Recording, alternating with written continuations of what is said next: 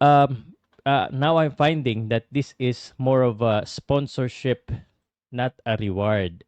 When I say sponsorship, ibig sabihin baka may kapalit, may ex-deal, or she becomes an ambassador, or she becomes a model of Phoenix. And that we cannot answer because there should be a contract for that. Now, if that is the case, then Phoenix may be right on this one if there's a contract that says that. Now, may mga nagsasabi din naman reward yan, sir. It's like a reward for doing historic and making the Philippines, giving the Philippines gold.